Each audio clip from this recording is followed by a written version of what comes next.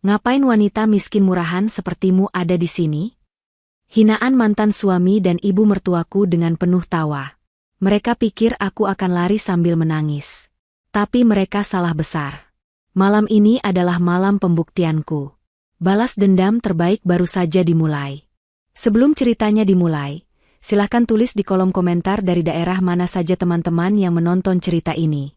Jangan lupa like dan subscribe agar channel ini bisa semakin berkembang dan bisa mempersembahkan cerita yang lebih menarik lagi.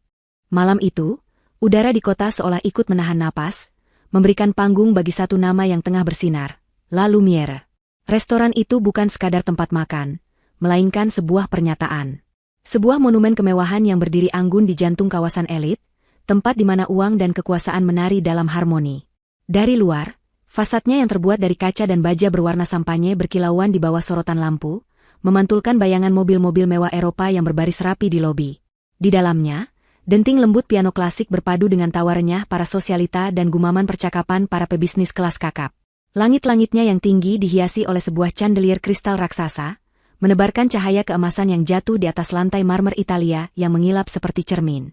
Aroma bunga lili segar yang dirangkai di setiap sudut ruangan bercampur dengan wangi parfum mahal dan, yang paling utama, aroma masakan Adiboga yang menguar samar dari dapur, menjanjikan pengalaman kuliner yang tak terlupakan. Di salah satu sudut ruangan yang agak tersembunyi, di balik pilar besar berukir, berdirilah Alisa.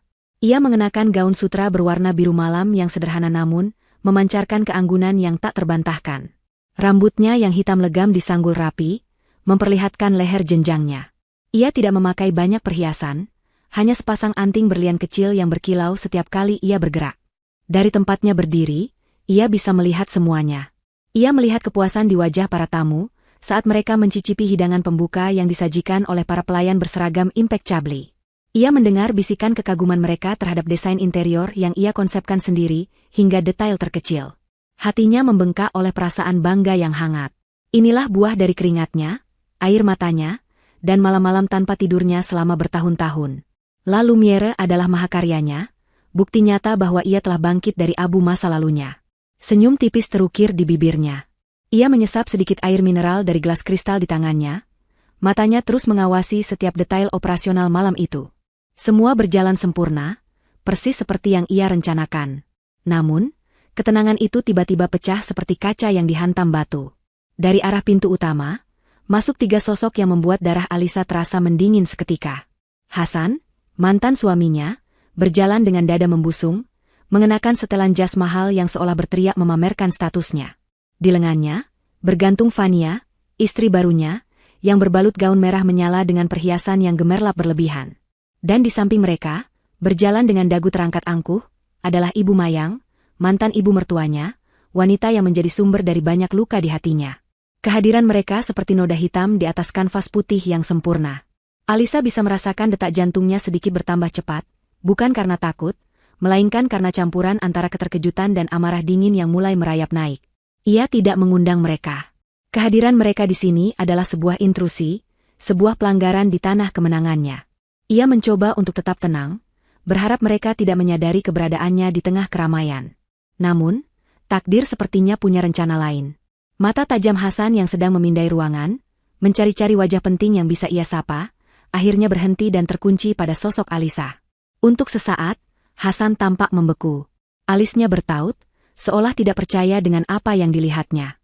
Kemudian, ekspresi kebingungan itu berubah menjadi seringai jijik yang begitu dikenal Alisa. Tanpa mempedulikan etika atau suasana pesta yang terhormat, suaranya yang keras dan kasar menggema di seluruh ruangan, membelah alunan musik piano. "Hei, ngapain wanita miskin murahan sepertimu ada di sini?" Seketika, seluruh percakapan berhenti. Semua mata, yang tadinya dipenuhi kekaguman, kini beralih ke arah sumber keributan. Para tamu saling berpandangan, berbisik-bisik. Siapa wanita itu? Dan siapa pria yang baru saja menghinanya di depan umum? Alisa merasakan ratusan pasang mata menusuknya, namun ia tetap berdiri tegak. Ia tidak akan memberi mereka kepuasan dengan menunduk atau lari. Ibu Mayang, melihat kesempatan untuk menambah penghinaan, berjalan mendekat bersama Fania. Wajahnya dipenuhi kepuasan melihat Alisa menjadi pusat perhatian yang memalukan. Ia mendekatkan bibirnya ke telinga Alisa, namun suaranya cukup keras untuk didengar oleh orang-orang di sekitar mereka. "Dengar, ya? Kamu itu wanita kampung. Tempatmu bukan di sini, di antara orang-orang terhormat.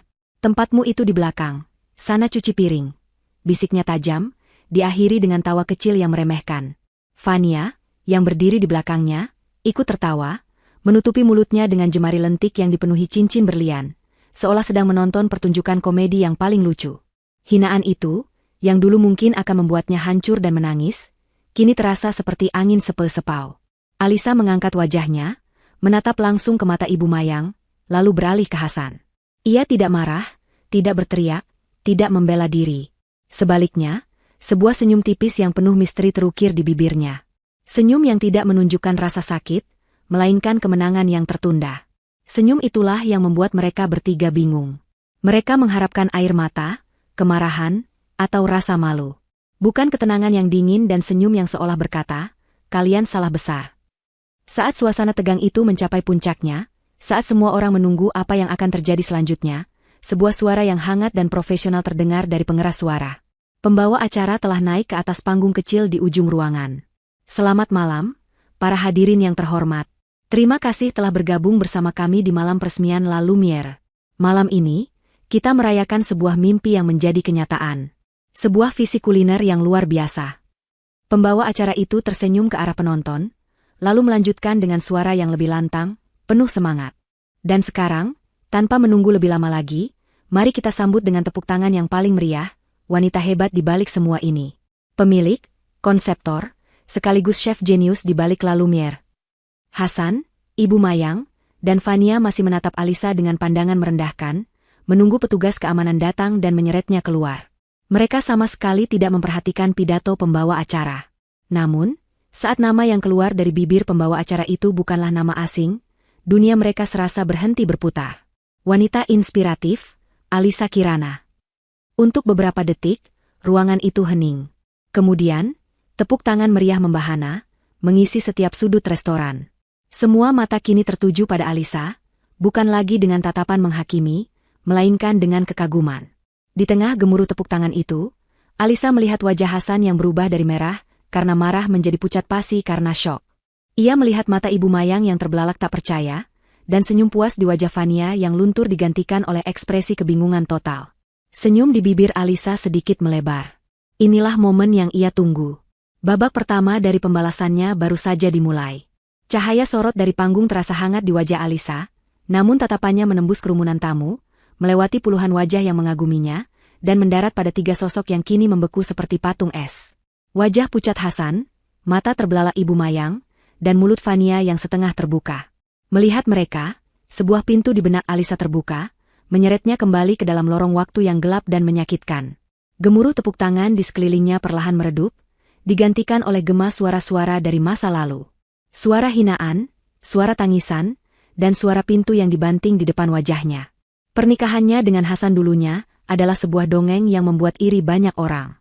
Alisa, seorang gadis sederhana dengan bakat memasak yang luar biasa, dipersunting oleh Hasan, putra tunggal dari keluarga pengusaha terpandang.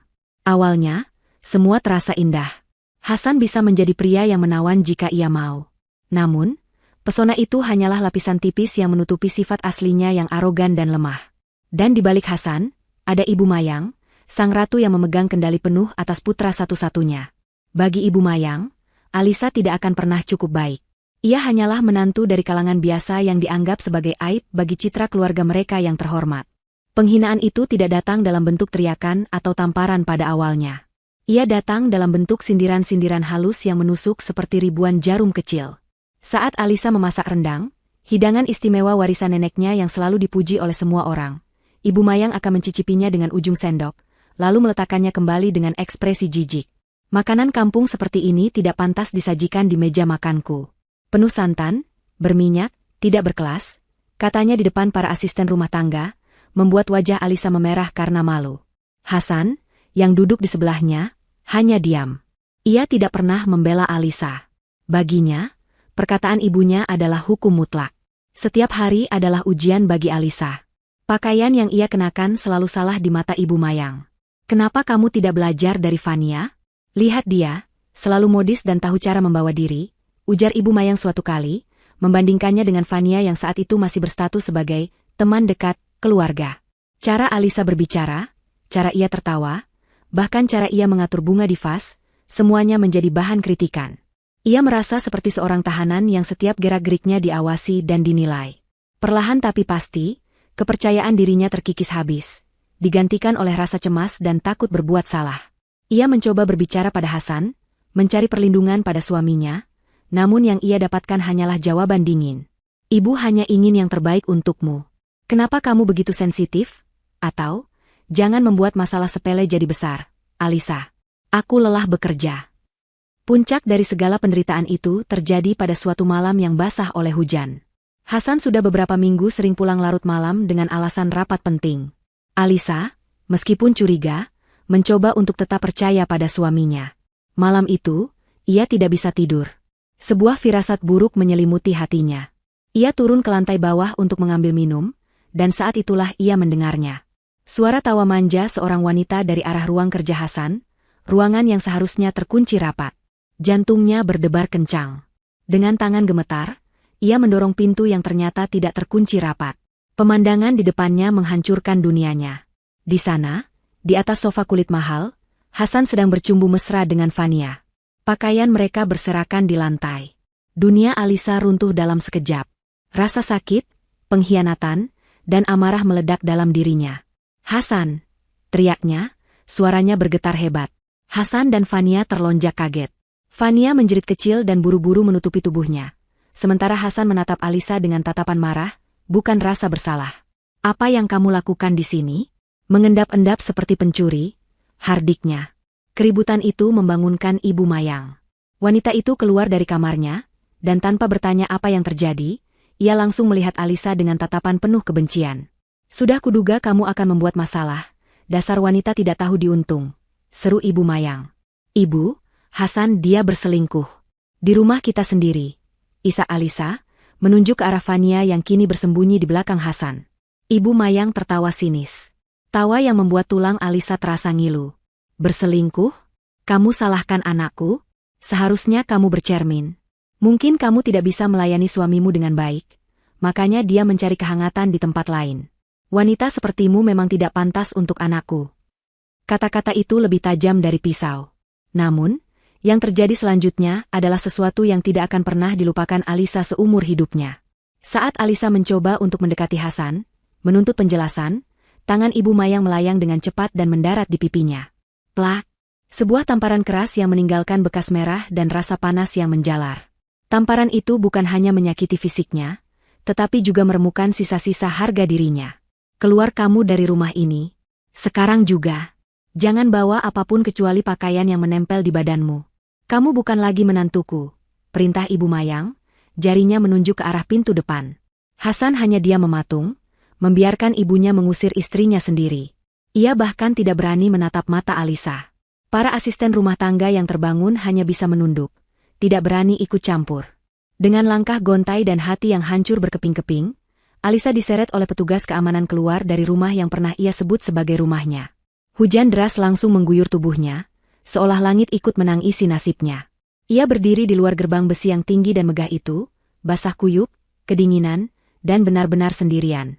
Dari balik gerbang, ia bisa melihat siluet Ibu Mayang yang menatapnya dengan puas, sebelum akhirnya menutup tirai jendela. Di tengah derasnya hujan dan badai di hatinya, sesuatu dalam diri Alisa patah. Tapi dari patahan itu, tumbuh sesuatu yang baru. Sesuatu yang keras seperti baja. Air matanya berhenti mengalir, digantikan oleh kobaran api tekad. Ia menatap rumah mewah itu untuk terakhir kalinya, bukan lagi dengan kesedihan, melainkan dengan janji yang diucapkan dalam hati. Giginya bergemeletuk menahan amarah dan dingin. Sumpah itu terucap tanpa suara, namun bergema di seluruh jiwanya, lebih keras dari suara guntur yang menyambar. "Suatu hari, kalian akan berlutut di hadapanku." Malam pengusiran itu, Alisa tidak tahu harus melangkah kemana. Hujan yang dingin seolah menembus sampai ke tulang, namun rasa dingin di hatinya jauh lebih menggigit. Ia tidak punya uang, tidak punya ponsel, tidak punya apapun selain gaun rumah yang basah kuyup di badan dan luka menganga di hatinya. Pilihan satu-satunya adalah berjalan kaki berkilo-kilometer menuju satu-satunya tempat yang mungkin mau menerimanya. Sebuah rumah kontrakan kecil di pinggir kota, tempat sahabat lamanya, Sarah, tinggal. Sarah, seorang guru honorer yang hidupnya juga pas-pasan, membuka pintu dan terkesiap melihat kondisi Alisa. Tanpa banyak bertanya, ia menarik Alisa masuk, memberinya pakaian kering dan secangkir teh hangat. Malam itu, di sofa sempit di ruang tamu Sarah, Alisa akhirnya membiarkan dirinya menangis sejadi-jadinya, melepaskan semua rasa sakit dan pengkhianatan yang menyesakkan dadanya. Hari-hari berikutnya terasa seperti kabut. Alisa hidup dalam keadaan linglung, ditopang oleh kebaikan hati Sarah. Namun ia tahu, ia tidak bisa selamanya bergantung pada sahabatnya. Ia harus bangkit. Langkah pertamanya adalah mencari pekerjaan. Pekerjaan apapun yang bisa memberinya uang untuk sekadar makan. Ia menanggalkan semua egonya, semua kenangan tentang hidup nyaman yang pernah ia jalani. Pekerjaan pertama yang ia dapatkan adalah sebagai pencuci piring di sebuah rumah makan Padang yang ramai. Setiap hari, dari siang hingga larut malam, tangannya terendam dalam air sabun yang panas, menggosok noda rendang dan gulai dari ratusan piring dan mangkuk. Punggungnya sakit, kulit tangannya kasar dan mengelupas. Beberapa kali ia melihat pelanggan yang merupakan kenalan lama Ibu Mayang, membuatnya harus cepat-cepat menunduk dan bersembunyi di balik tumpukan piring kotor. Itu adalah pekerjaan yang menguras fisik dan mental, sebuah tamparan keras dari kenyataan. Namun di sana, di tengah uap panas dan aroma bumbu yang pekat, Alisa belajar tentang kerendahan hati dan ketahanan. Setelah beberapa bulan, melihat kegigihan Alisa, pemilik rumah makan menawarinya posisi sebagai asisten dapur. Gajinya sedikit lebih baik, dan yang terpenting, ia bisa kembali memegang pisau dan talenan. Ia bekerja di bawah arahan seorang koki tua galak bernama Pak Burhan. Awalnya, Pak Burhan sering membentaknya, mengkritik caranya memotong bawang atau mengulek cabai. Tapi diam-diam, koki tua itu melihat sesuatu dalam diri Alisa. Ia melihat sebuah bakat alami, sebuah perasaan dan intuisi terhadap bahan masakan yang tidak bisa dipelajari dari buku resep. Tanganmu itu punya rasa, kata Pak Burhan suatu sore, sebuah pujian langka yang terasa lebih berharga dari emas bagi Alisa. Di dapur kecil itulah, api gairah memasaknya yang sempat padam karena hinaan Ibu Mayang, mulai menyala kembali. Titik baliknya datang pada suatu malam, saat ia sedang membereskan barang-barang lamanya yang berhasil diselamatkan oleh Sarah dari rumahnya dulu. Di dasar sebuah kotak kardus, ia menemukan sebuah buku catatan tua bersampul batik yang sudah usang. Itu adalah buku resep tulisan tangan neneknya. Saat ia membuka lembarannya yang sudah menguning, aroma kertas tua dan kenangan masa kecil menyeruak. Ia membaca resep-resep sederhana namun penuh cinta. Opor ayam, soto bening, garang asem. Resep-resep yang dulu menjadi favoritnya, resep-resep yang selalu ia masak dengan hati. Malam itu, sebuah ide mulai terbentuk di benaknya. Ia tidak mau selamanya menjadi asisten. Ia ingin menciptakan sesuatu miliknya sendiri. Dengan sisa tabungannya yang tak seberapa dan pinjaman kecil dari Sarah yang begitu percaya padanya, Alisa menyewa sebuah paviliun kecil dengan dapur yang sempit. Ia membeli peralatan masak bekas yang masih layak pakai. Lahirlah Dapur Alisa, sebuah layanan catering rumahan yang ia rintis dari nol. Awalnya, ia hanya menerima pesanan dari mulut ke mulut di lingkungan sekitar. Menunya adalah masakan rumahan Indonesia, resep-resep dari buku neneknya yang ia masak dengan sepenuh hati. Setiap pagi buta, ia sudah pergi ke pasar tradisional, memilih sendiri bahan-bahan segar. Siangnya ia memasak, dan sorenya ia mengantarkan sendiri pesanan menggunakan motor bekas yang ia beli, dengan kotak-kotak makanan yang diikat di jok belakang. Tubuhnya lelah, tapi jiwanya hidup. Setiap pujian dari pelanggan, setiap pesanan baru yang masuk, menjadi bahan bakar yang membuatnya terus bergerak maju. Reputasi Dapur Alisa mulai menyebar. Masakannya dikenal karena rasanya yang otentik, bersih, dan dibuat dengan cinta. Pesanan mulai datang dari kantor-kantor kecil untuk acara makan siang karyawan. Alisa mulai bisa menabung sedikit demi sedikit. Ia bahkan bisa mempekerjakan seorang ibu-ibu tetangga untuk membantunya mengupas bawang dan mencuci peralatan. Usahanya merangkak, perlahan namun pasti. Keajaiban datang dalam bentuk yang tidak terduga. Salah satu pelanggan setianya, sebuah kantor firma hukum kecil, mengadakan acara syukuran. Mereka memesan menu andalan Alisa, nasi tumpeng komplit dengan opor ayam kuning khas neneknya. Tanpa Alisa ketahui, salah satu tamu undangan di acara itu adalah Adrian, seorang investor muda yang namanya sedang naik daun di dunia kuliner dan perhotelan. Adrian dikenal memiliki sentuhan Midas, mampu mengubah restoran kecil menjadi bisnis bernilai miliaran. Malam itu, Adrian sebenarnya datang hanya karena terpaksa, menemani kolega bisnisnya. Ia sudah bosan dengan makanan catering yang rasanya standar. Namun, saat ia mencicipi sesendok opor ayam buatan Alisa, ia berhenti. Sendok kedua, ia memejamkan mata. Rasa itu, kuahnya yang gurih namun ringan, aroma rempah yang seimbang, dan daging ayam kampung yang empuk. Rasa itu membawanya kembali ke masa kecil, ke dapur neneknya. Itu adalah rasa masakan yang jujur, yang dimasak dengan jiwa. "Siapa yang memasak ini?" tanya Adrian pada tuan rumah. Keesokan harinya, Alisa menerima sebuah telepon dari nomor tak dikenal. Suara di seberang terdengar profesional dan ramah, memperkenalkan diri sebagai asisten Adrian dan meminta jadwal untuk bertemu. Alisa, yang tidak tahu siapa Adrian, mengira itu adalah calon pelanggan besar. Ia datang ke kantor Adrian yang megah di pusat kota dengan perasaan gugup, membawa beberapa contoh masakan terbaiknya. Adrian menyambutnya dengan senyum hangat. Ia jauh dari bayangan Alisa tentang seorang investor besar yang angkuh. Ia pria yang ramah, cerdas, dan matanya memancarkan gairah yang tulus terhadap dunia kuliner. "Ibu Alisa," katanya setelah mencicipi masakan yang dibawa, "makanan Anda ini punya cerita. Saya tidak hanya merasakan bumbu, saya merasakan sebuah perjalanan di dalamnya. Ini terlalu berharga untuk disajikan hanya dalam kotak kardus." Adrian kemudian memaparkan visinya. Ia tidak ingin berinvestasi untuk memperbesar skala catering Alisa.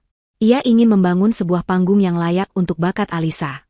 Sebuah restoran mewah, di mana masakan Indonesia bisa naik kelas, disajikan dengan teknik modern dan presentasi yang elegan, tanpa kehilangan jiwa otentiknya.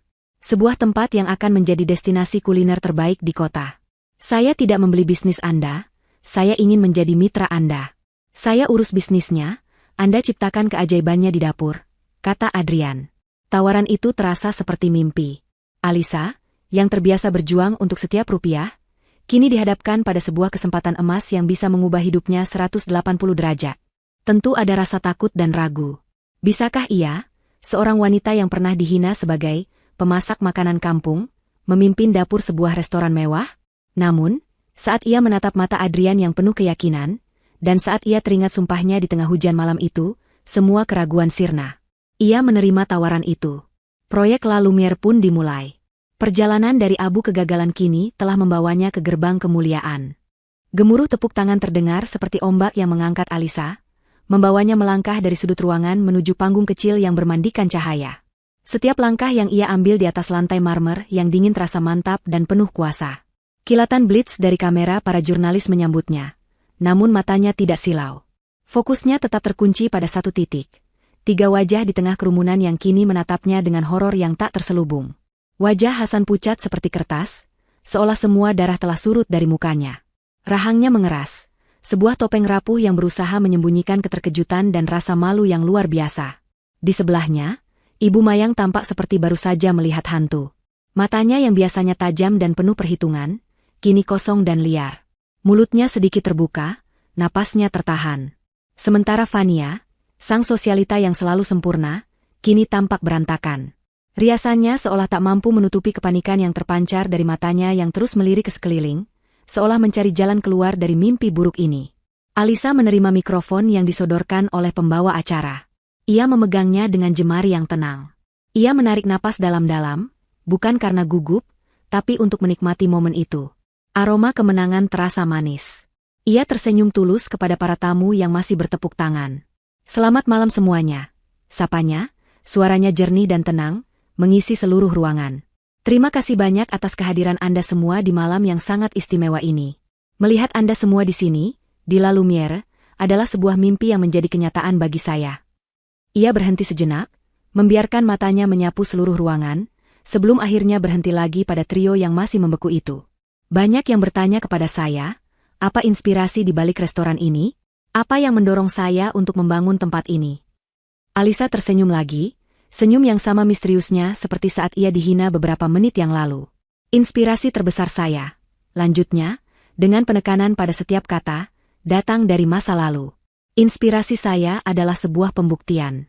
Pembuktian bahwa setiap orang berhak mendapatkan kesempatan kedua, terutama mereka yang pernah diremehkan dan dibuang." Hasan tersentak mendengar kata, "dibuang." Ibu Mayang tanpa sadar mundur selangkah, seolah kata-kata itu adalah pukulan fisik. Alisa melanjutkan, nadanya masih ringan dan inspiratif bagi penonton umum, namun terdengar seperti lonceng kematian bagi mantan keluarganya. "Saya belajar sebuah pelajaran yang sangat berharga dalam perjalanan saya. Saya belajar bahwa bahan-bahan masakan yang oleh sebagian orang mungkin dianggap kampung atau tidak berkelas," katanya, matanya menatap lurus ke arah Ibu Mayang, Justru bisa diolah menjadi hidangan yang paling mewah dan dicari, jika berada di tangan yang tepat dan diolah dengan sepenuh hati. Beberapa tamu mengangguk setuju, mengira itu adalah filosofi kuliner yang indah. Tapi Ibu Mayang mendengarnya sebagai gema dari hinaannya sendiri. Wajahnya semakin pucat. Saya juga belajar, Alisa melanjutkan, kini mengalihkan tatapannya pada Hasan, bahwa nilai seseorang tidak ditentukan oleh dari mana ia berasal, atau seberapa banyak harta yang ia miliki saat itu. Nilai sejati datang dari ketahanan, dari kemampuan untuk bangkit kembali setelah jatuh terpuruk. Saya percaya, apa yang dianggap sebagai sampah di mata seseorang, sesungguhnya bisa menjadi harta karun yang tak ternilai bagi orang lain. Kata sampah diucapkan dengan jelas dan tajam. Fania, yang berdiri di samping Hasan, kini mulai mengerti. Ini bukan pidato biasa. Ini adalah sebuah deklarasi perang yang elegan.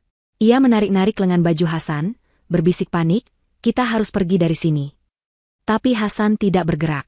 Kakinya seolah terpaku di lantai, terhipnotis oleh setiap kata yang keluar dari bibir wanita yang pernah ia sia-siakan itu.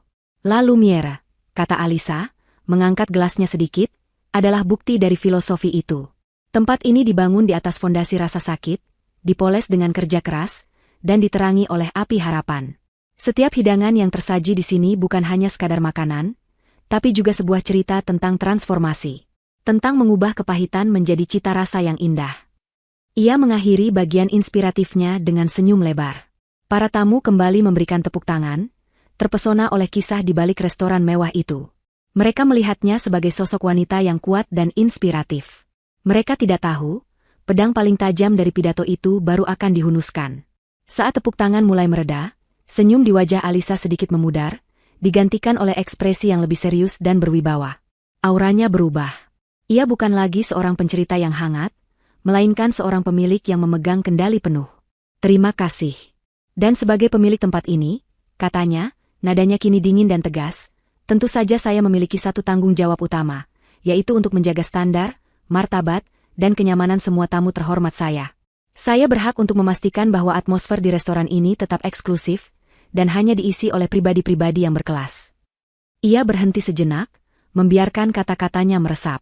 Keheningan yang ganjil kembali menyelimuti ruangan.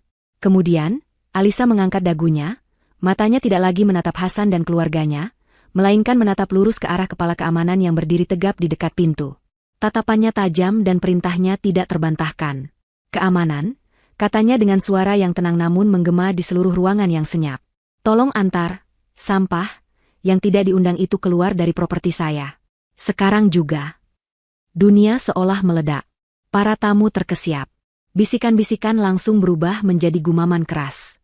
Semua orang menoleh ke arah Hasan, Ibu Mayang, dan Fania, yang kini menjadi pusat perhatian. Kata sampah yang diulang kembali, kali ini sebagai sebuah perintah langsung, adalah penghinaan pamungkas. Itu adalah karma yang disajikan dengan dingin di tengah pesta paling mewah di kota.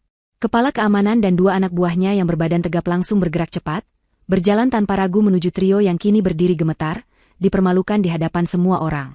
Pintu menuju neraka baru saja terbuka untuk mereka. Perintah Alisa yang dingin dan tajam menggantung di udara selama beberapa detik yang terasa seperti selamanya. Keheningan yang tadinya syok kini pecah menjadi gelombang bisikan yang menyebar seperti api. Para tamu, yang terdiri dari kaum elit kota, bertukar pandang tak percaya. Mereka adalah penonton di sebuah drama tak terduga yang jauh lebih menarik daripada opera manapun. Puluhan ponsel pintar terangkat secara serentak, layarnya yang menyala seperti kunang-kunang di tengah cahaya keemasan restoran, siap mengabadikan setiap detik dari pemandangan yang akan menjadi buah bibir selama berbulan-bulan ke depan. Kepala keamanan, seorang pria bertubuh tinggi besar dengan setelan jas hitam dan AirPH di telinga, hanya mengangguk singkat ke arah Alisa. Ia tidak perlu bertanya dua kali. Perintah dari pemilik adalah mutlak. Bersama dua anak buahnya yang sama-sama berpostur mengintimidasi, ia mulai melangkah membelah kerumunan. Langkah mereka yang mantap dan tanpa ragu membuat para tamu menyingkir, memberikan jalan bagi mereka seolah sedang membuka jalan untuk sebuah prosesi. Prosesi pemakaman harga diri. Reaksi pertama Hasan adalah penyangkalan, yang dengan cepat berubah menjadi amarah yang meledak-ledak. Wajahnya yang pucat kini memerah padam. Apa-apaan ini? Jangan sentuh saya. Bentaknya ketika salah satu petugas keamanan berdiri di hadapannya, menghalangi pandangannya ke arah panggung. Kamu pikir saya ini siapa? Saya ini Hasan Wiryawan. Alisa, hentikan kegilaan ini. teriaknya ke arah panggung, suaranya terdengar putus asa. Alisa tidak menoleh. Ia telah berbalik dan kini berbicara dengan Adrian, mitra bisnisnya, dengan senyum tipis seolah sedang mendiskusikan cuaca. Sikapnya yang acuh tak acuh adalah tamparan yang lebih keras bagi Hasan daripada tamparan fisik manapun.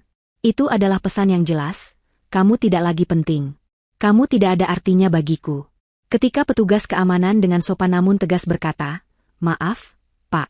Mohon ikuti kami keluar," Hasan kehilangan kendali. Ia mendorong dada petugas itu. "Saya tidak akan pergi dari sini," geramnya. Itu adalah kesalahan fatal. Dalam sekejap, dua petugas lainnya bergerak dengan efisiensi yang terlatih. Mereka memegang kedua lengan Hasan dari belakang, menguncinya dengan sebuah gerakan cepat yang membuatnya tidak bisa berontak.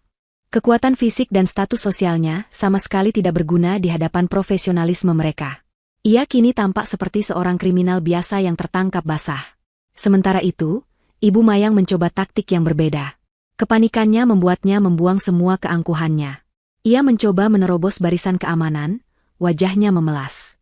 "Alisa, nak, jangan lakukan ini pada ibu," ratapnya, suaranya bergetar. "Maafkan ibu, nak, ibu salah. Tolong, jangan permalukan kami seperti ini." Air mata buaya mulai membasahi pipinya yang dipenuhi riasan tebal. Beberapa tamu yang tidak tahu cerita di baliknya mungkin akan merasa iba. Tapi Alisa tahu betul sandiwara itu. Ia hanya melirik sekilas ke arah Ibu Mayang, tatapannya dingin seperti es, tanpa ada sedikit pun belas kasihan, sebelum kembali melanjutkan percakapannya dengan Adrian. Penolakan tanpa kata itu membuat Ibu Mayang lemas. Harapan terakhirnya pupus. Di sisi lain, Fania adalah yang paling panik. Sebagai seorang sosialita yang hidupnya bergantung pada citra, ini adalah kiamat baginya. Kilatan blitz kamera wartawan yang kini bergerak maju terasa seperti tembakan senapan. Ia mencoba menutupi wajahnya dengan tas tangan mewahnya, namun para wartawan lebih gesit. Mereka mengepungnya, mengabadikan ekspresi ketakutan dan malunya dari setiap sudut. "Fania, apa reaksimu? Kenapa kalian diusir?" Pertanyaan-pertanyaan itu menghujaninya. Ia mencoba menarik Hasan, tetapi suaminya sedang sibuk meronta dalam cengkeraman petugas. Ia sendirian, telanjang di bawah sorotan publik yang kejam. Walk of Shame, atau parade memalukan itu pun dimulai.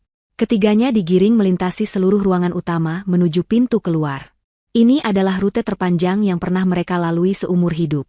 Setiap meter terasa seperti 1 kilometer. Mereka melewati meja-meja yang diisi oleh rekan bisnis, pesaing, dan teman-teman sosialita mereka. Beberapa menatap dengan iba, yang lain menatap dengan senyum puas yang tersembunyi di balik gelas anggur mereka. Hasan bisa melihat tatapan sinis dari rival bisnisnya, seolah berkata, "Habislah kau." Ibu Mayang bisa mendengar bisikan para wanita dari kelompok arisannya, "Sudah kuduga, keluarga itu memang bermasalah." Dan Fania, ia bisa merasakan tatapan menghakimi dari semua orang yang pernah ia pandang rendah.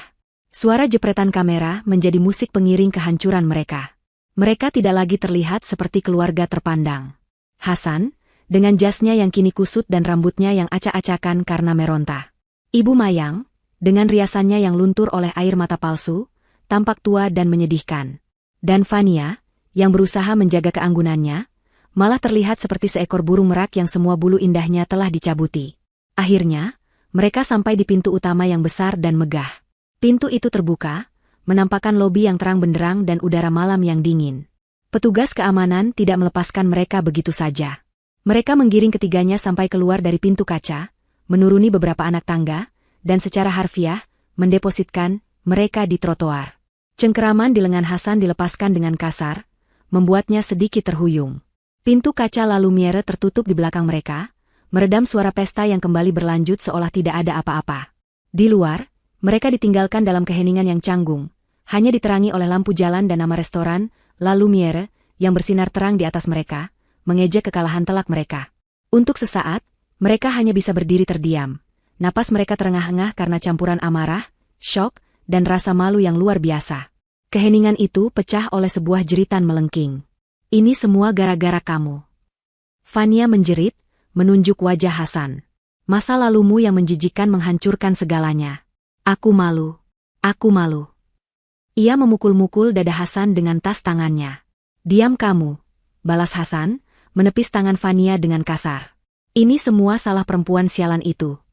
Perempuan sialan itu sekarang pemilik tempat ini. Bodoh, timpal Fania. Dan kamu malah menghinanya di depan semua orang. Otakmu di mana? Ibu Mayang, yang tadinya hanya terisak, kini ikut campur. Jaga mulutmu, Fania. Jangan menyalahkan anakku. Ini semua karena perempuan kampung itu yang tidak tahu terima kasih. Pertengkaran hebat pun meledak di trotoar itu, di depan restoran paling mewah di kota. Mereka saling menyalahkan, saling berteriak, mengeluarkan semua frustrasi mereka. Keluarga yang tadinya tampak begitu sempurna dan angkuh, kini telah hancur berkeping-keping, menampakkan kebusukan yang selama ini tersembunyi di baliknya. Dan dari jendela di lantai 2, Alisa melihat semuanya. Ia tidak tersenyum. Wajahnya datar. Ia hanya menyesap minumannya, lalu berbalik pergi dari jendela, meninggalkan pemandangan itu di belakangnya. Misinya malam ini telah selesai. Malam yang panjang akhirnya berganti pagi. Namun bagi Hasan, Ibu Mayang, dan Fania, fajar yang terbit tidak membawa harapan baru, melainkan membawa gelombang tsunami penghinaan yang jauh lebih besar. Sebelum matahari bahkan mencapai puncaknya, dunia digital telah meledak. Insiden di La Lumiere menjadi berita utama di setiap portal berita online, blog gosip, dan menyebar seperti virus di seluruh platform media sosial. Judul-judul berita itu terasa seperti tamparan bertubi-tubi bagi Hasan. Drama peresmian La Lumiere, pengusaha ternama Hasan Wiryawan diusir paksa dari restoran milik mantan istri. Di bawahnya, terpampang foto dirinya yang paling memalukan, wajahnya merah padam saat dicengkeram oleh petugas keamanan.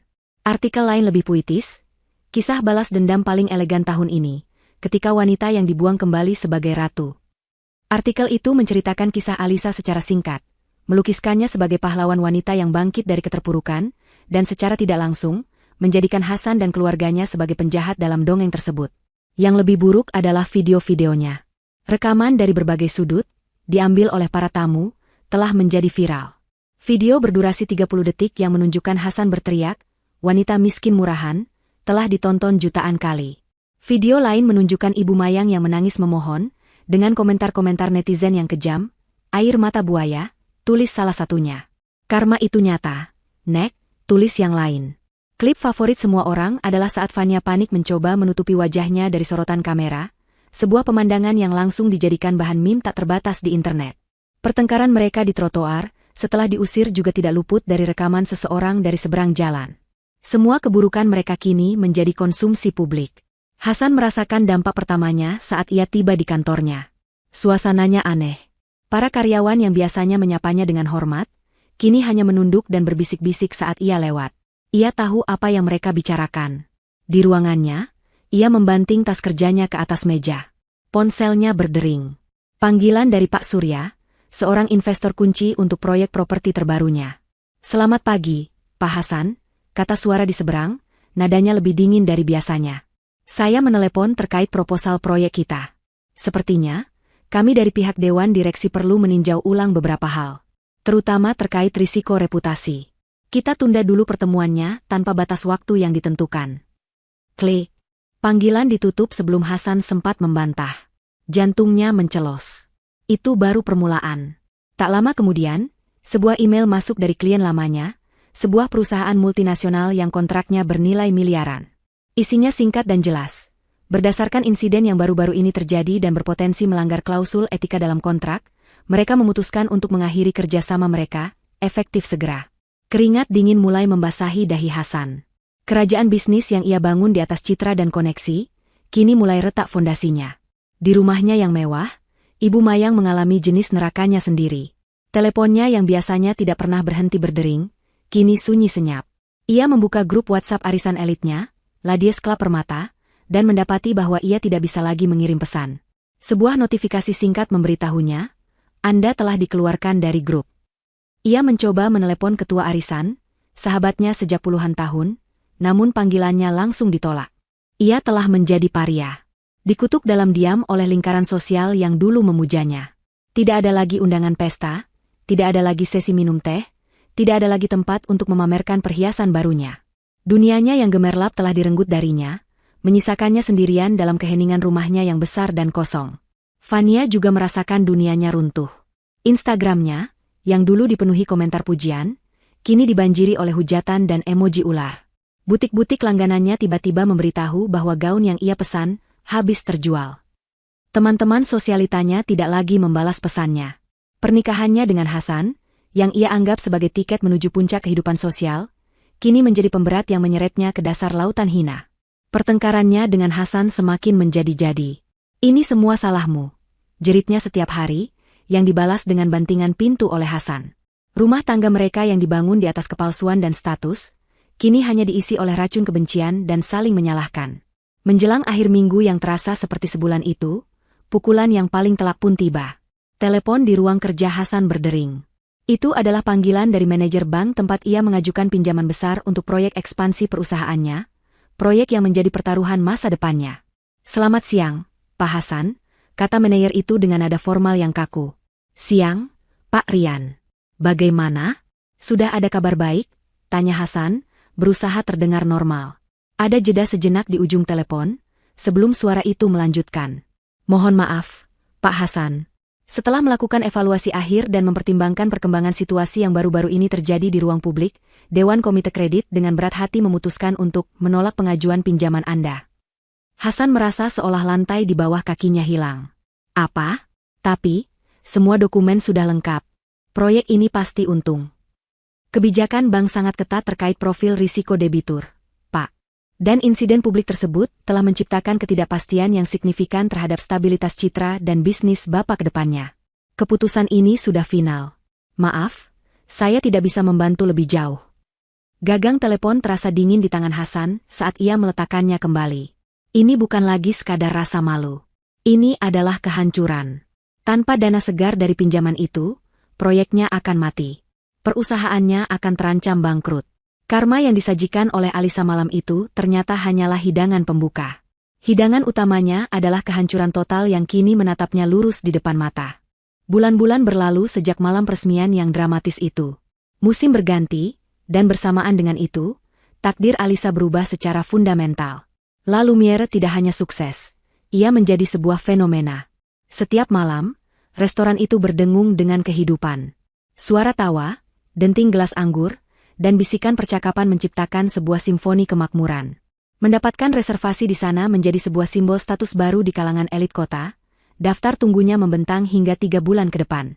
Para kritikus kuliner seolah berlomba-lomba menulis ulasan puitis tentang hidangan-hidangan Alisa. Mereka memuji bagaimana ia berhasil mengangkat masakan tradisional Indonesia ke tingkat haute cuisine, dengan presentasi yang artistik dan cita rasa yang tetap otentik dan berjiwa. Majalah-majalah gaya hidup berebut untuk menampilkan profilnya, menjulukinya Sang Ratu Dapur dan ikon kuliner modern. Di tengah pusaran kesuksesan itu, Alisa sendiri bertransformasi. Ia bukan lagi wanita yang ragu-ragu dan penuh luka. Ia kini adalah seorang pemimpin. Pagi hari ia habiskan untuk bereksperimen dengan resep-resep baru, tangannya yang cekatan menari di antara bahan-bahan eksotis dan rempah-rempah segar. Siang hari ia sibuk dengan rapat bisnis, membahas strategi ekspansi dan manajemen keuangan bersama Adrian. Dan malam hari, ia akan berkeliling di restorannya, menyapa para tamu dengan senyum hangat dan percaya diri, memastikan setiap detail berjalan sempurna. Stafnya memandangnya dengan rasa hormat dan kekaguman yang tulus. Ia memperlakukan mereka sebagai keluarga, selalu mendengarkan, dan tidak pernah sekalipun meninggikan suaranya. Ia membangun kerajaannya di atas fondasi kebaikan dan rasa hormat, sebuah antitesis dari kerajaan Hasan dan Ibu Mayang yang dibangun di atas keangkuhan. Hubungannya dengan Adrian juga berkembang. Kemitraan bisnis mereka yang solid perlahan-lahan diwarnai oleh benang-benang ketertarikan personal. Adrian adalah jangkar bagi Alisa. Di saat Alisa sibuk dengan kreativitas di dapur, Adrian dengan cermat mengurus sisi bisnis yang rumit, melindunginya dari para oportunis dan memastikan fondasi finansial mereka kokoh. Mereka sering menghabiskan waktu hingga larut malam di kantor Alisa yang menghadap ke taman restoran, membahas laporan penjualan sambil berbagi secangkir teh. Dalam pertemuan-pertemuan itulah, Alisa mulai melihat sisi lain dari Adrian. Ia melihat cara Adrian menatapnya saat ia sedang bersemangat menceritakan ide menu baru, tatapan yang penuh kekaguman tulus. Adrian tidak pernah sekalipun menyinggung masa lalunya kecuali untuk memuji kekuatannya. Ia peduli pada Alisa sebagai seorang pribadi, bukan hanya sebagai chef jenius yang menghasilkan uang untuknya. Suatu malam, setelah mereka berhasil menutup sebuah kesepakatan penting, Adrian tidak langsung pamit. Ia menatap Alisa dengan sorot mata yang sedikit berbeda, lebih lembut. "Alisa," katanya, "selama ini kita selalu makan di sini, di mana kamu selalu bekerja. Bagaimana kalau besok malam, kita makan di tempat lain? Dan biarkan aku yang traktir. Alisa tersenyum. Membahas proposal baru? Adrian menggeleng. Tidak. Tidak ada proposal. Tidak ada laporan. Hanya kita berdua. Bukan sebagai mitra bisnis, tapi sebagai Adrian dan Alisa. Anggap saja sebuah perayaan kecil. Permintaan itu sederhana, namun berhasil membuat jantung Alisa berdebar sedikit lebih kencang. Ia setuju. Keesokan malamnya, Adrian menjemputnya. Ia tidak membawanya ke restoran mewah lain yang mungkin akan membuat mereka menjadi sorotan. Sebaliknya, ia membawanya ke sebuah restoran Italia kecil yang tersembunyi di sudut kota. Tempatnya nyaman, makanannya lezat, dan suasananya intim. Malam itu terasa ajaib bagi Alisa. Untuk pertama kalinya setelah sekian lama, ia bisa benar-benar bersantai. Ia tidak perlu khawatir tentang suhu oven atau keluhan tamu. Ia hanya menjadi dirinya sendiri. Mereka berbicara tentang segala hal, dari film favorit, kenangan masa kecil, hingga mimpi-mimpi mereka di masa depan. Alisa menemukan dirinya tertawa lepas. Tawa renyah yang pernah ia pikir telah hilang selamanya, terkubur di bawah puing-puing pernikahannya. Adrian adalah pendengar yang baik. Ia mendengarkan cerita Alisa dengan penuh perhatian. Matanya tidak pernah lepas dari wajah Alisa, membuatnya merasa dilihat, didengar, dan dihargai. Kamu tahu, kata Adrian di tengah-tengah makan malam mereka, hal yang paling aku kagumi darimu bukanlah bakat memasakmu, meskipun itu luar biasa. Tapi kekuatanmu. Kamu melewati neraka dan keluar dari sisi lain tidak hanya dengan utuh, tetapi kamu membangun surga versimu sendiri dari api neraka itu. Pujian itu menyentuh bagian terdalam dari hati Alisa. Hasan tidak pernah memujinya. Ia selalu meremehkannya. Mendengar kata-kata tulus dari Adrian, terasa seperti balsam yang menenangkan luka-luka lama yang tidak ia sadari masih ada. Saat Adrian mengantarnya pulang malam itu, ada sebuah keheningan yang nyaman di antara mereka. Di depan pintu rumah Alisa, Adrian meraih tangannya dengan lembut. Terima kasih untuk malam ini, Alisa. Aku yang seharusnya berterima kasih, balas Alisa, tersenyum. Adrian tidak langsung melepaskan tangannya. Ia menatap Alisa sejenak, dan untuk pertama kalinya, Alisa tidak merasa terancam atau cemas oleh tatapan seorang pria. Ia justru merasa aman. Ada sebuah janji kebahagiaan di sana, sebuah awal yang baru yang terbentang di hadapannya. Ia sadar, pembalasannya pada Hasan dan Ibu Mayang bukanlah puncak dari kemenangannya. Puncak kemenangannya adalah saat ini, ketika ia bisa membuka hatinya kembali untuk kebahagiaan, untuk cinta yang tulus, dan benar-benar melangkah maju meninggalkan bayang-bayang masa lalunya. Aromanya bukan lagi aroma dendam, melainkan aroma kesuksesan dan cinta yang baru bersemi. Kebahagiaan Alisa yang sedang bersemi adalah sebuah dunia yang kontras dengan neraka yang dialami oleh Hasan dan Ibu Mayang. Setiap hari, mereka semakin terperosok ke dalam jurang keputusasaan. Bisnis Hasan berada di ambang kehancuran. Tanpa pinjaman dari bank dan dengan banyaknya klien besar yang menarik diri, arus kas perusahaannya mengering. Ia terpaksa mulai menjual aset-aset pribadinya satu persatu, hanya untuk membayar gaji karyawan dan tagihan utang yang menumpuk. Mobil sportnya, koleksi jam tangan mewahnya, bahkan apartemen yang dulu ia gunakan untuk berselingkuh dengan Fania, semuanya lenyap. Fania sendiri tidak tahan hidup dengan pria yang telah kehilangan status dan kekayaannya, akhirnya mengemasi barang-barangnya dan pergi meninggalkannya begitu saja, menyisakan secarik surat cerai yang dingin. Dalam kondisi terdesak inilah, Hasan menelan semua harga dirinya yang tersisa dan memutuskan untuk melakukan hal yang tak terpikirkan, mendatangi Alisa. Ia menunggu di area parkir La Lumiere pada suatu sore, berharap bisa mencegat Alisa sebelum restoran ramai. Penampilannya jauh dari citra pengusaha sukses yang dulu ia banggakan. Setelan jasnya tampak sedikit kusam, wajahnya lelah dengan lingkaran hitam di bawah mata, dan rambutnya yang biasanya tertata rapi kini sedikit berantakan. Ketika Alisa keluar dari pintu samping menuju mobilnya, Hasan segera menghampirinya. Alisa, panggilnya, suaranya serak. Alisa berhenti. Ia menatap Hasan tanpa ekspresi. Tidak ada keterkejutan, tidak ada kemarahan. Hanya ketenangan yang dingin. Ada apa, Hasan?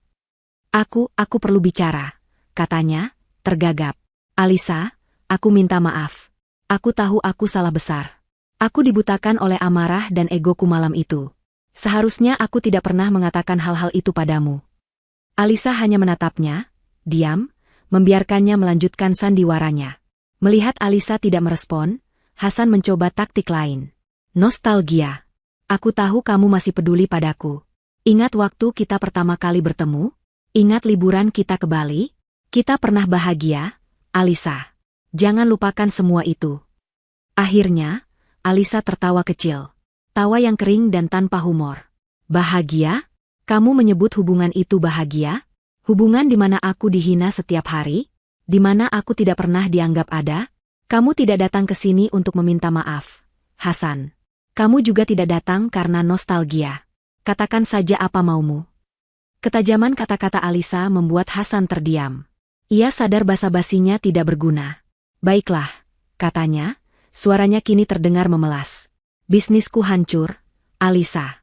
Aku butuh bantuan, pinjaman, atau mungkin kamu bisa bicara dengan relasi bisnismu, Adrian.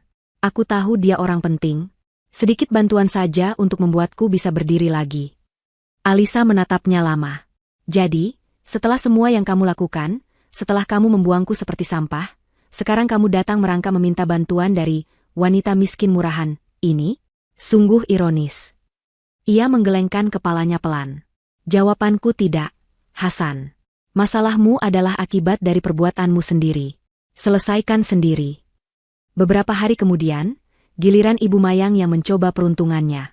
Ia memilih pendekatan yang berbeda. Ia menunggu di depan gerbang komplek perumahan Alisa pada pagi hari. Ketika mobil Alisa hendak keluar, ia berdiri di tengah jalan, memaksanya berhenti. Alisa menurunkan kaca jendelanya dengan wajah datar. Ibu Mayang langsung memasang wajah paling menyedihkan yang bisa ia buat, air mata sudah menggenang di pelupuk matanya. Alisa, nak tolong jangan tutup jendelanya. Isaknya, tangannya terkatup di depan dada. Ibu datang ke sini bukan untuk Hasan. Ibu datang untuk diri ibu sendiri. Ibu salah, nak. Ibu sudah jadi ibu mertua yang jahat. Setiap malam ibu tidak bisa tidur, teringat semua dosa ibu padamu. Ia terbatuk-batuk kecil, memegangi dadanya. Ibu sudah tua, Alisa. Mungkin umur ibu tidak lama lagi. Tolong, maafkan ibu sebelum ibu pergi. Anggap saja ini permintaan terakhir dari seorang wanita tua yang kesepian. Alisa mendengarkan seluruh drama itu tanpa menyela. Manipulasi murahan itu tidak lagi mempan padanya. Ibu sehat-sehat saja saat menamparku dulu, jawab Alisa dengan nada datar. Ibu juga tidak terlihat kesepian saat tertawa puas melihatku dihina. Air mata ibu tidak berarti apa-apa lagi untukku. Tapi ibu benar-benar menyesal, seru Ibu Mayang. Penyesalan yang sebenarnya ditunjukkan lewat perbuatan, bukan lewat air mata saat terdesak, kata Alisa. Dan sekarang, tolong menyingkir dari jalan saya. Saya ada rapat penting.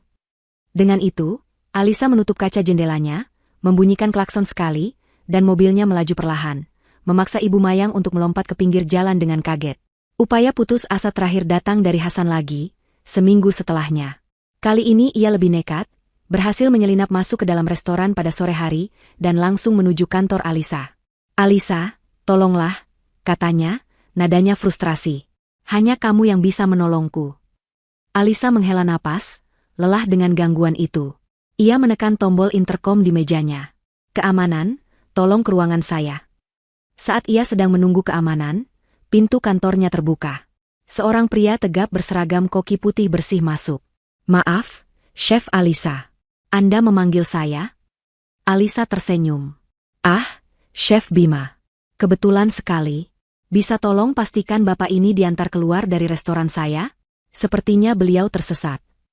Hasan menoleh ke arah koki itu, siap untuk memprotes.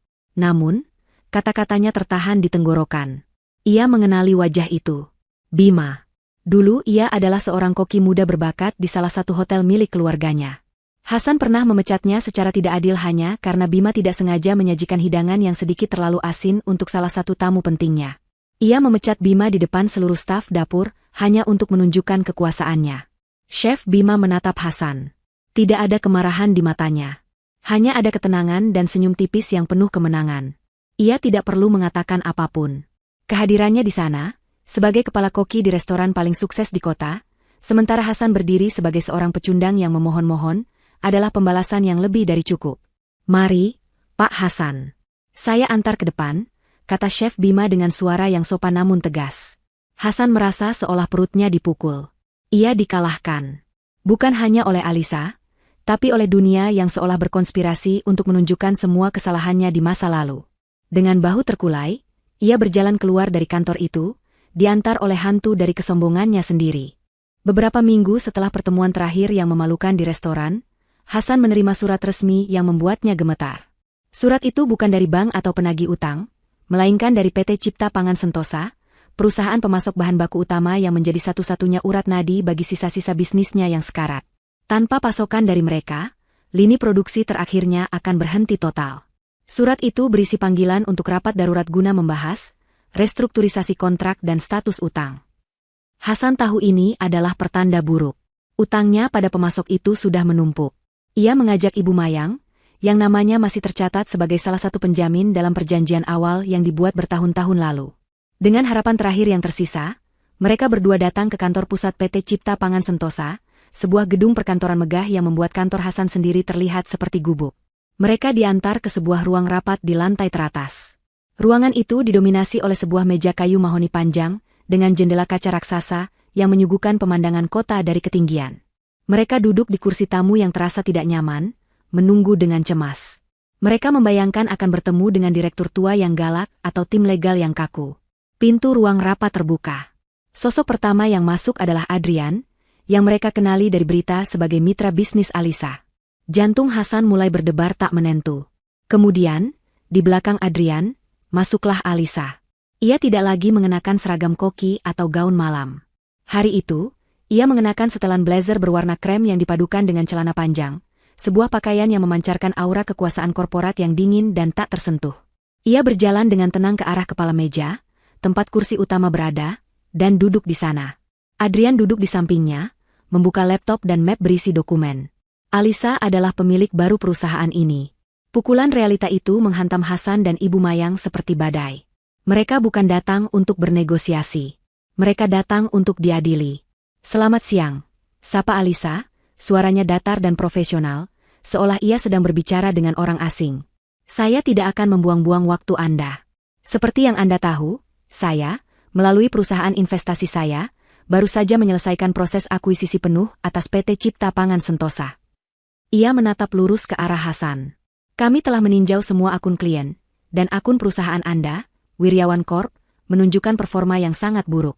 Utang tertunggak selama 6 bulan, volume pesanan menurun drastis, dan tidak ada prospek pembayaran yang jelas.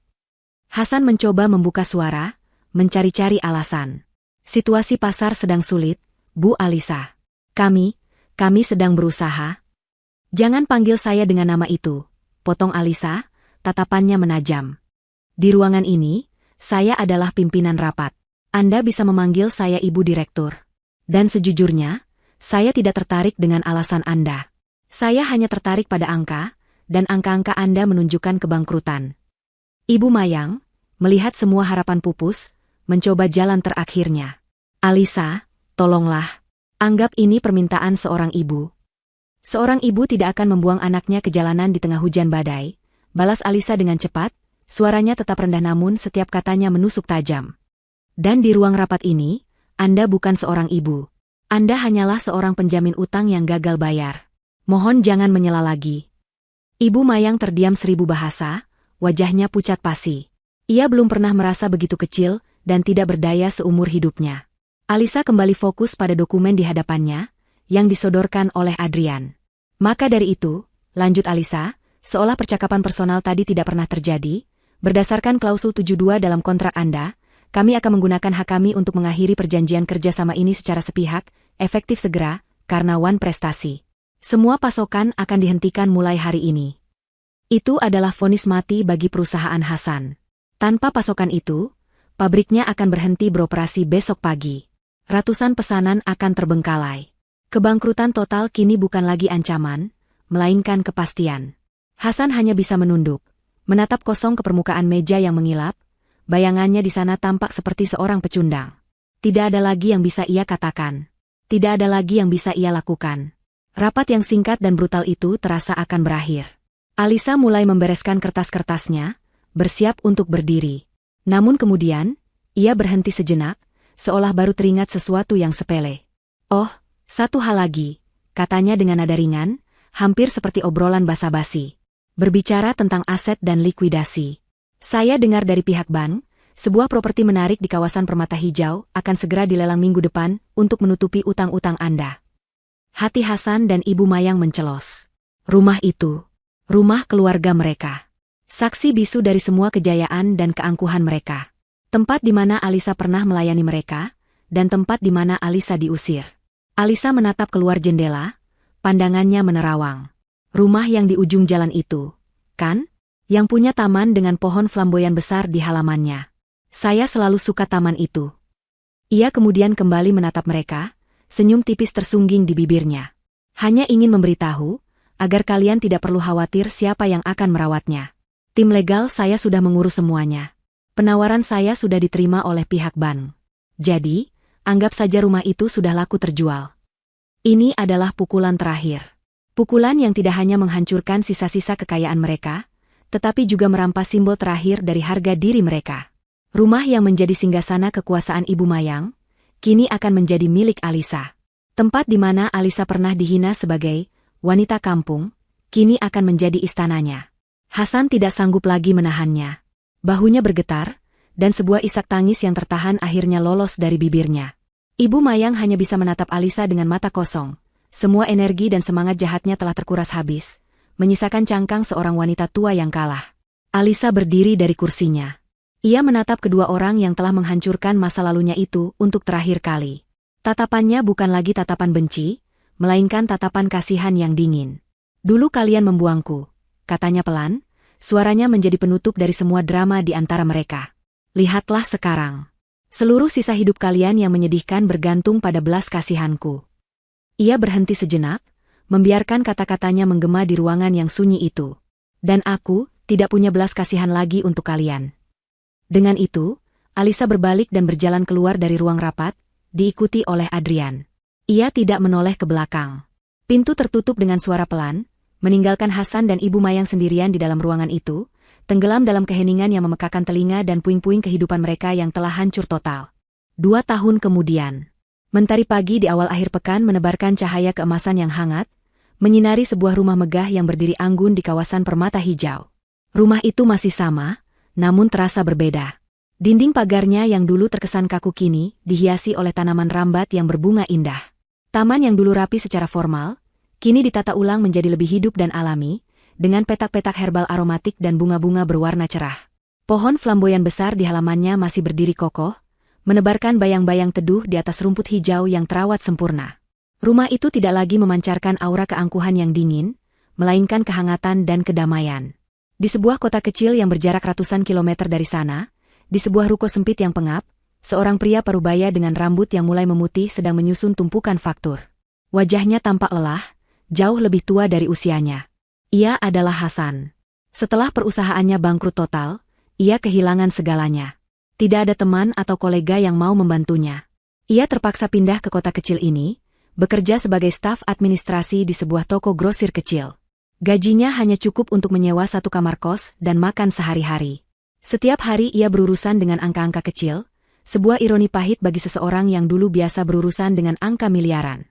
Arogansinya telah luntur, digantikan oleh kepasrahan yang getir. Di kamar kos yang sempit itu, Ibu Mayang menghabiskan hari-harinya. Ia tidak lagi mengenakan perhiasan atau baju sutra.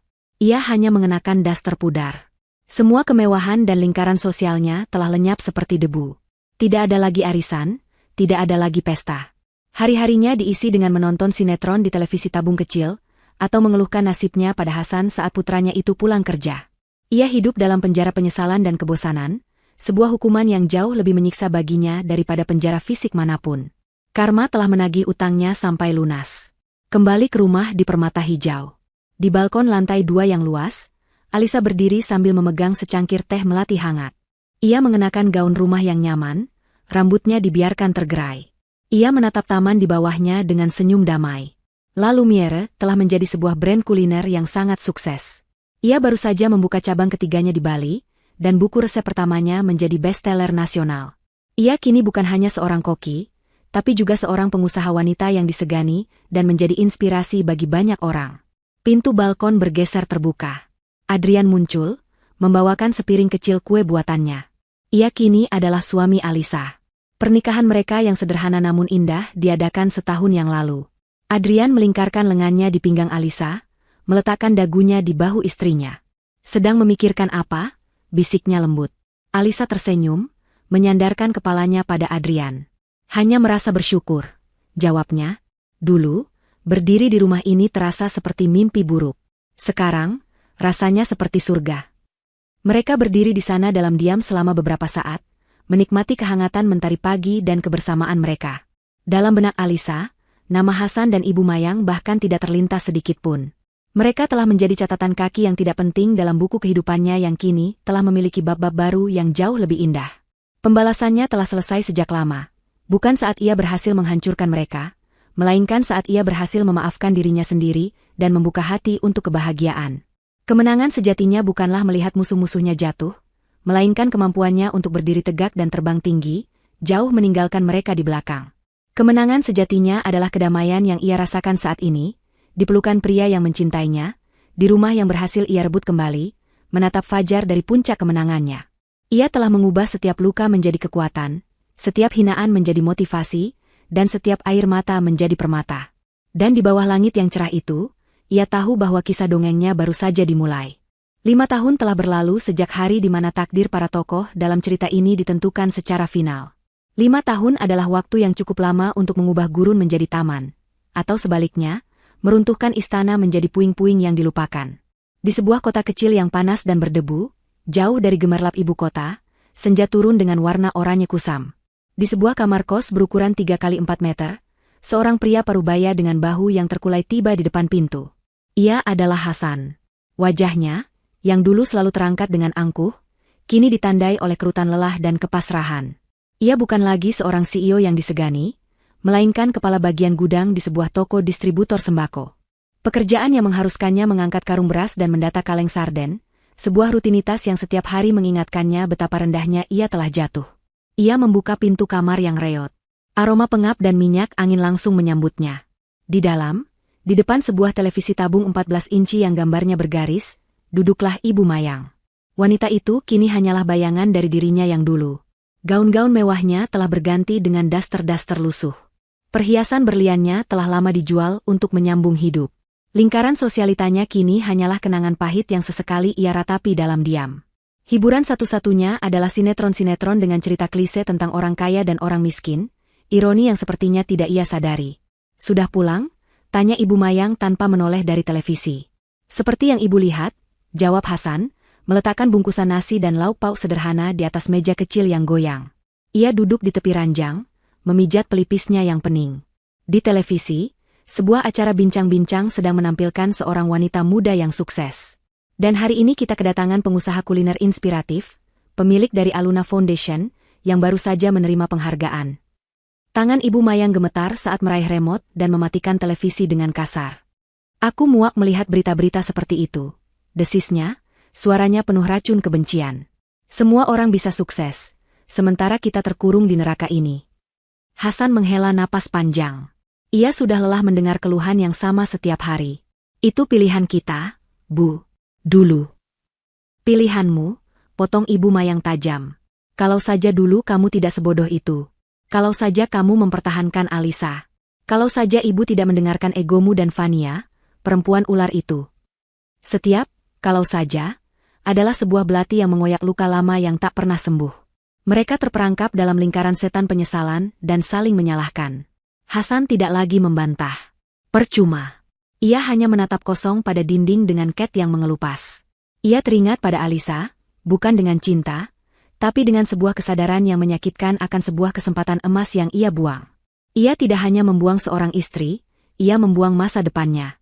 Karma bagi mereka bukanlah kemiskinan materi semata, melainkan siksaan batin yang abadi, hidup selamanya dengan pengetahuan bahwa mereka sendirilah yang telah merancang kehancuran mereka.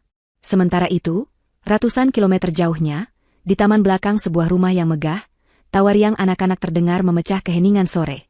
Rumah itu adalah bekas kediaman Hasan dan Ibu Mayang, namun kini sama sekali tidak menyisakan aura suram masa lalunya. Alisa dan Adrian telah merombaknya menjadi sebuah tempat yang hangat dan penuh kehidupan. Di bawah pohon flamboyan yang rindang, sebuah acara kecil sedang berlangsung. Ini adalah perayaan ulang tahun kelima, Dapur Harapan, yayasan yang didirikan Alisa dan Adrian untuk memberikan pelatihan kuliner dan kewirausahaan gratis bagi anak-anak muda dari keluarga kurang mampu. Alisa, yang kini tampak lebih bersinar dan damai, sedang dengan sabar menunjukkan cara membuat adonan kue kepada seorang gadis remaja yang menatapnya dengan penuh kekaguman. "Jangan takut kotor," kata Alisa sambil tersenyum. Rahasia dari kue yang enak adalah adonan yang dibuat dengan perasaan gembira. Adrian menghampirinya dari belakang, melingkarkan lengan di pinggangnya dan memberikan ciuman singkat di pipi. Sepertinya aku punya saingan chef di rumah ini, godanya. Alisa tertawa. Pernikahan mereka dibangun di atas fondasi kemitraan, cinta, dan rasa saling menghargai yang dalam. Mereka tidak hanya berbagi tempat tidur, tetapi juga berbagi mimpi. Di sudut lain taman, terlihat beberapa wajah yang familiar. Chef Bima, yang kini menjadi mitra bisnis Alisa dalam mengelola beberapa cabang La Lumiere, sedang bercanda dengan para lulusan pertama Dapur Harapan. Ia telah menjadi seorang mentor yang disegani, berkat kesempatan kedua yang diberikan Alisa padanya. Tak jauh dari sana, ada Sarah, sahabat setia Alisa. Penampilannya sudah sangat berbeda. Ia tidak lagi terlihat seperti guru honorer yang letih.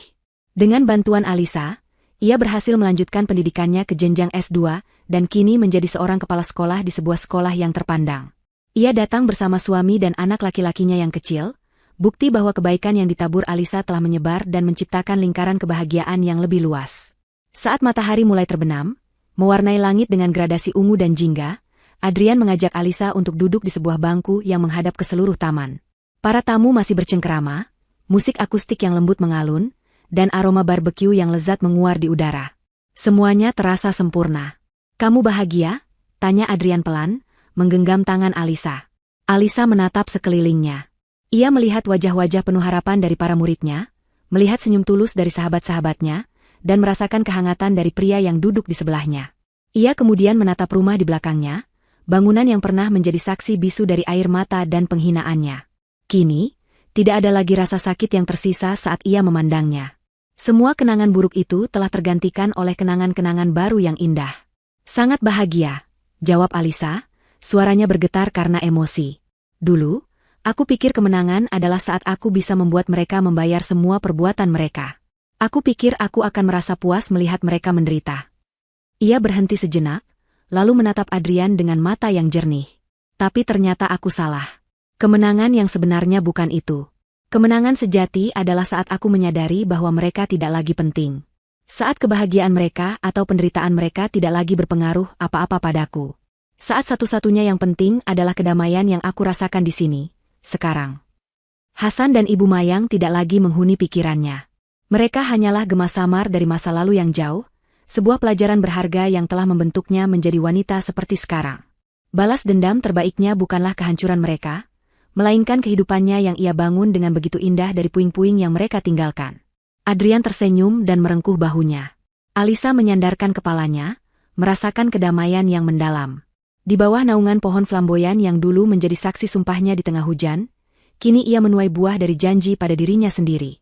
Janji untuk tidak hanya bertahan hidup, tetapi untuk benar-benar hidup.